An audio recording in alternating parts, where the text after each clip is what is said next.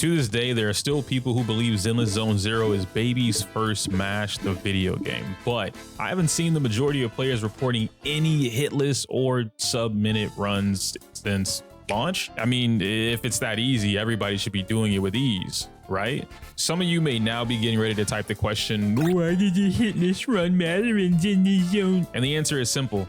It's a cool accomplishment that doesn't just happen without practice. The beauty of a no-hit run in any video game is that they're an incredibly disciplined skill set to learn. It doesn't depend on having the best gear, whaling, or paying to win, but instead displays that any one player has not only practiced and learned how to maneuver around the game's enemy design, but they're also forced to teach themselves the most optimal damage setups in order to capitalize on every situation. Obviously, no hit or hitless runs exist in more popular media like Elden Ring, Dark Souls, Sifu, and even Devil May Cry. But I haven't seen this type of gameplay really highlighted in the gacha space, especially when everyone says it's easier than riding a bike. And I'm doing air quotes here. And to be fair, I was watching any hitless run I could find on YouTube during Wuthering Waves launch, but Zenless? Today's the day that I want to try changing that. I know a handful of you are in the critical node of Shiyu Defense or even the depths of Hollow Zero, and I want to see those hitless runs, boys. I want to see you guys fighting Dullahan with no gear.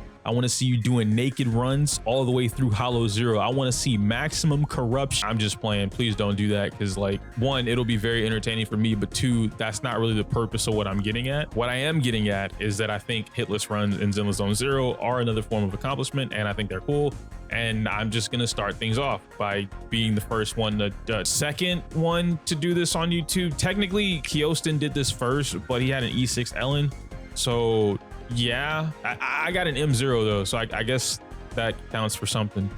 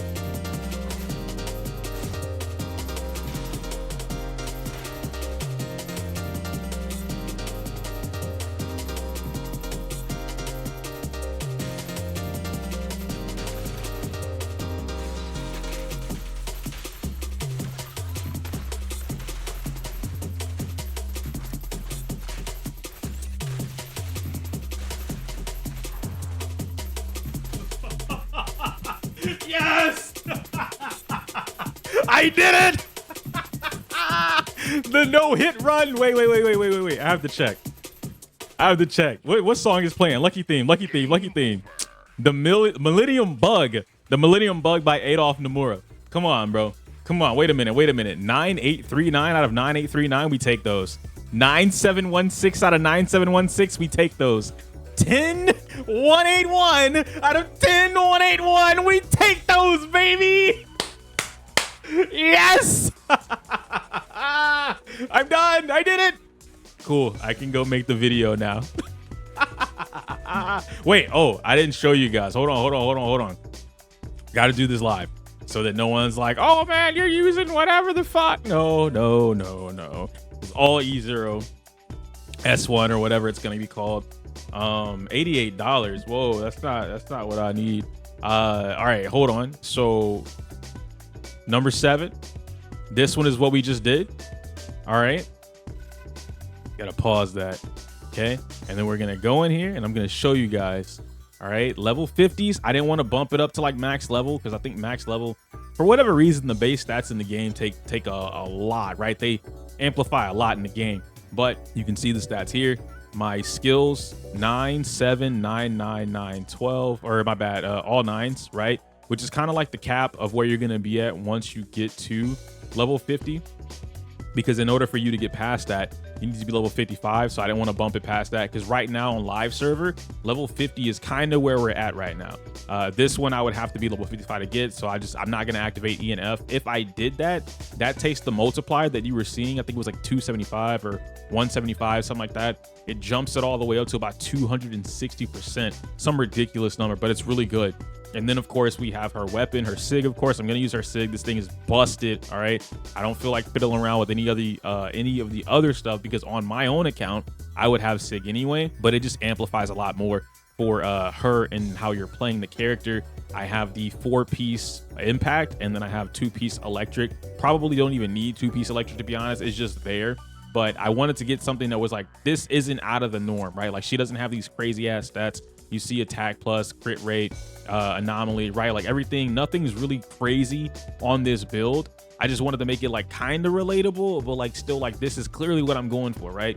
Impact, the anomaly proficiency, just to help her racking up the shock as quickly as possible. We go over to Nicole. Nicole is pretty bare bones, if I'm being honest. Level 50, same thing. You see that a lot of her stuff is energy regen, but you do see the pin ratio. I'll explain that in a little bit. Skills, 5, 5. Now 13, it's not because she's level 13, guys. It's level 9 plus 4. I do have the Eidolons on Nicole, especially being that we've had her on the previous banner, so it only makes sense that you would have some M6s of these A rank agents. And then same thing, right? This thing right here, though, the defense reduction dropping down to 36%. I'll probably clip it just right now so you can see it. But there are situations where, because I've been doing this for 2 hours, trying to get this no-hit run. I've been doing this for 2 hours and like slowly putting together how I want to play Qingyi with Zhu Yuan and with Nicole. And the amount of like being aware of who has energy, popping off an orb, going into whoever, and it's a lot. But this right here, being able to stack that 36%, then using the mobs, not killing the mobs. You'll see some of that stuff as I play throughout the game as well. You see me leave a couple of the mobs alive. Like there's 2 mobs to start off with. I think I take out one of the mobs, right? I triggered the chain attack. I use everything for that, and then I triggered again with the other mob. The reason I'm doing that is so I can pretty much refresh and always have this defense shred on all the enemies around the orb. And why I'm doing that is so I can take out the spinny things, because they're so fucking annoying. And then you start to see me do this again. What's the name of the thing? The Dullahan, right? The boss level of Dullahan, I think, is the name of that boss. And so as I'm fighting Dullahan, you see me like get the counter, boom, I do the parry. I'm left in Nicole. Instead of swapping back out to Qingyi immediately, I use Nicole's orb. I use Nicole's orb to do the 360, which, fun fact, someone said that I'm gonna start calling this SPD motion. It is literally an SPD motion, but I'm not going to call it that. I mean, I am personally, but I won't tell you guys to whatever. Anyway, point being is that 360, right? SPD motion, okay? You do that, you pop the orb, it goes up. The reason I'm shooting it up is so that if he decides to move, for whatever reason, the game does some weird stuff, and her orb tracks. If he moves before the orb like finds its location, it'll track. So there are times where I'll just pop the orb up, he'll do his teleport crap, and it'll land right next to him. And I'm trying to keep him there, but because he can teleport out, it's really weird. He can do whatever he wants. It is what it is. Anyhow, that's all that is, right? I didn't have the basics or the dodge up pretty crazy because even on my own account, I'm only focused on these 3 things: assist, special attack, and chain attack. The other stuff isn't as important to me. And then, of course, I have her on the 4-piece swing jazz so that she takes advantage of the energy regen. She's also going to be getting a damage increase every time she launches a chain attack and ultimate, which is pretty frequent when you're playing her that way. You see that nothing is crazy, right? I'm aiming for a lot of anomaly proficiency as much as I can get in this kit, as well as the defensive stats, because she takes hits, even though this one we didn't take any hits. And then I have the Weeping Cradle. I messed around with the Weeping Cradle versus using her own, I was gonna call it a like on WoW, her own W engine, but I really feel like Weeping Cradle is just kind of like, I like it personally. The penetration ratio definitely helps out in my opinion when I'm popping off so many orbs. I think if I was only popping off maybe like 1 or 2 orbs per whatever, then maybe I would take more advantage of using the Volt, which is her signature W engine. But as of right now, especially for me going for that no hit run on top of everything happening with Zhu Yuan and Qingyi and like the energy building that I'm getting from everyone doing anything really, I really like having Nicole have a little bit of damage in her kit for whatever I can bring, right? So I think Weeping Cradle definitely helped out with that, especially given that I do have her on the energy region set, the ether damage bonus, and then I gave her an attack percent. I could have given her the anomaly, but her plus Zhu Yuan, they just don't need it, right? You see that they're popping corruption like crazy every time. And then of course the, I don't even know if she's the star of the show, to be honest. I mean, she shredded through that guy, but still, Zhu Yuan, baby girl. This is somewhat relatable. I know you might like, oh man, 60% crit rate and 100% fuck, whatever, 150% crit damage. You might think that's crazy, but like at level 50, when you're grinding for these discs, it's not that crazy, especially given the fact that I do have her signature weapon. So her signature weapon is gonna jump this up by, I think it's a free 15%, if I'm not mistaken. Yeah, increases crit rate by 15%. So as soon as she gets in a battle, that 60% jumps up to 75%. And then the rest of her, what is it? I think it's her, this right here, if I'm not mistaken. No, core passive. There we go. Whenever she has people on her team, so Nicole or another agent, Qingyi, she's going to increase her own crit rate by 30% for 10 seconds after using EX Special, Chain Attack, or Ultimate, which that's why you saw me doing a lot of the time. I would constantly pop off EX Special. Even if I was still in the field and, you know, I wasn't using her as like burst oriented as much as you could, I was using that so I could have the crit rate up. So whenever I do come into the field, I can get everything started. Or if she's on there doing damage and I need her to, I can get everything started. Since she's my DPS character, I went ahead and 999'd her, which is pretty standard, right? That's, again, I can't go anywhere until I'm over 55, so I think this is pretty solid. And then the last thing here, I do have her on the 4-piece chaotic metal and then 2-piece penetration ratio. Penetration ratio, my guide will come out after this, but basically you can rock whatever you want. I see a lot of people rocking the hormone punk for the 10% extra attack. I see people rocking the extra crit rate, so woodpecker, so they can get the extra crit rate from that. I've even seen some people rocking this, which is increasing her anomaly proficiency, so whenever the corruption does pop, they get a little bit more damage out of that just because she pops so many of them. Zhu Yuan is probably the most free-to-play friendly character that I've come across in Zenless, let alone a Honkai game, or in my bad, a Hoyo game in quite a while. And again, I don't play Genshin like that. I'm probably gonna get back into it just to try it out, but I don't. Did my camera just die? Please tell me my camera didn't just die, bro. What the fork? No! All right, well, the rest of this, you guys don't, I don't know when my camera died, but it died. So at some point, camera just shuts off, guys. Because again, I've been recording for 2 hours. It's been on. It is what it is, but here we are. That being said, and moving away from that, just to show you guys the rest of the build, crit rate is a lot of what I was going for here. I just got really lucky on these. Crit rate +3, crit rate +3, you know, crit damage. You see that I'm still missing attack percent, right? I don't have perfect relics. These are pretty much like find what you can get, push it, and then if it rolls into it, it rolls into it. Crit rate on my body piece, or my 4th disc piece, my bad. And then I have 1 crit damage roll. I don't even have attack percent or, you know, another crit rate roll or anything like that. It is what it is. Ether damage was a very good roll, +2 crit rate and +1 attack with crit damage on top of that. And then of course I have my attack percent in my 6th slot, giving me crit damage +2, which is really good. And then it rolled into HP +2, which is like whatever, right? So a lot of what's happening when I did this no-hit run, which I'm super proud of, by the way, is also M0, right? Like my main characters or my two limiteds are M0. But yeah, it was really fun to go through and do everything. So hopefully y'all enjoyed it. This was, man, dude.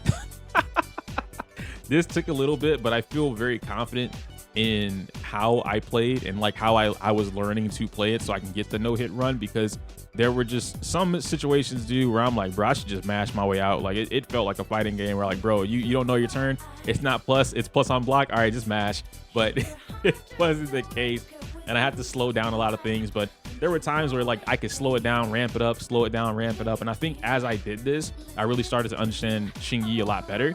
And she is that character. I think Qingyi is literally the character where it's like, do I want to ramp up? Yes or no? Okay, I ramp up, go for it. Do I want to not ramp up and slow it down? Yes or no? Okay, slow it down. And just, it happens. Her and these two together, amazing. And I was gonna rock like a whole like 2-piece core, because I'm like, oh yeah, these two by themselves are just really good. They don't need anyone else. But having Nicole with the defense shred is just, it's too good to pass up. Even if I'm not putting her on the field as much as I would like to, I'm forcing myself to put her on the field or find situations where I can put her on the field, because it helps clear out things significantly faster. And you noticed I did still get the S rank in the end. It wasn't an A rank, it wasn't a B rank. It didn't take me long to do. So I'm cooling. I'm proud of this. Anyway, like the video, comment, subscribe, all that fun stuff. I can't say much. Your outro is inappropriate for YouTube. Smell you later.